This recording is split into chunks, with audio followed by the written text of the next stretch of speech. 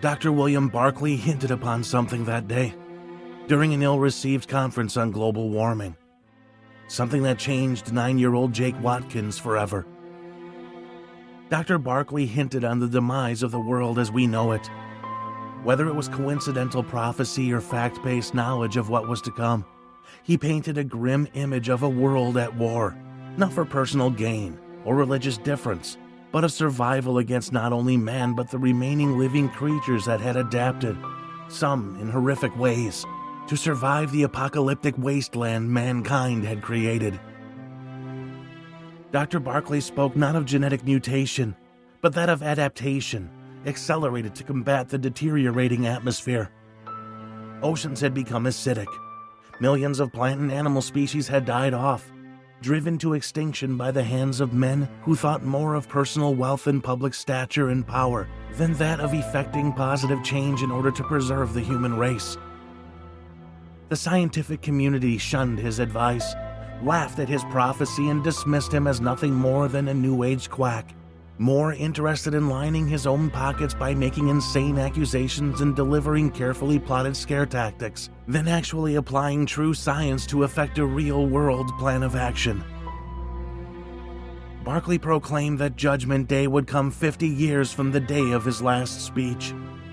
The world laughed, until the prophecy became reality, much sooner than expected. The first sign of the apocalypse surfaced a mere 2 years later. Intense climate change swept across the planet's surface, causing catastrophic weather anomalies that laid waste to most of the Earth. 70% of the world population had been wiped out within 6 months. Of those 70%, those fortunate enough to have survived the widespread famine and disease met a quick end as they were picked off, one by one, by the remnants of a once lushly populated animal kingdom, now evolved for a singular purpose: survival at all cost. The last remaining survivors of the human race were forced into 9 colonies dispersed throughout the planet's surface. Housed in heavily armored, fortified strongholds, the remnants of men and women now struggle to survive, waging constant war to protect the elders, a select few that may be capable of reversing the damage. Jake Watkins knew there was a way, but the elders are missing the key. That is, if he survived the apocalypse.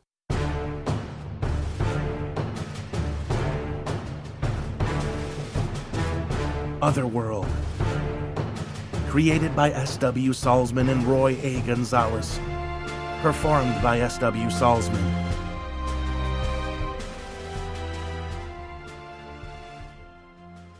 New York City, 2035. It had been 6 years since the end. The once bustling cityscape sat in ruin. The Big Apple had gone sour and rotted. Gone was the glitz and glamour. Gone were the roaring engines and honking horns of pissed-off commuters that cared more about getting to work on time than the well-being of their fellow men, women, and even children. In their place stood buildings of a bygone time, reduced by a harsh, unforgiving climate to ruin. Cracked, weather-beaten brick and stone and mortar, once angular and pristine, now half hidden behind tendrils of overgrown vegetation. It was supposed to be a cure-all, from cancer to HIV to Ebola. What it did was destroy the earth. The animals that were used, they were crossbred with other animals. Super animals, they were called. Well, they were to be used for genetic experimentation, but something went wrong, way wrong. The earth rumbled. Stones in the crumbled streets danced as the rhythmic pounding grew in a steady crescendo. Then it appeared, a barreling locomotive of brute force.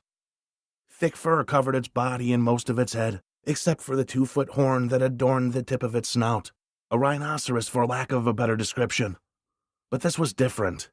The lumbering bulk was gone, replaced with a sleek, muscular body much like a horse, a draft horse.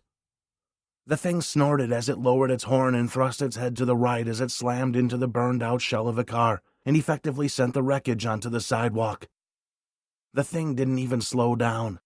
2,000 pounds of beast raged on at speeds which topped more than 30 miles per hour, an unstoppable behemoth.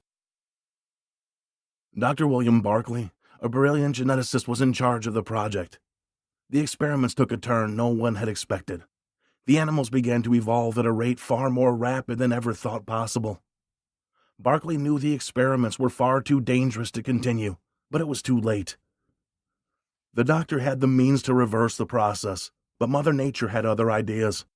She wanted the world to go on. Man wasn't part of that equation, though. We had our chance.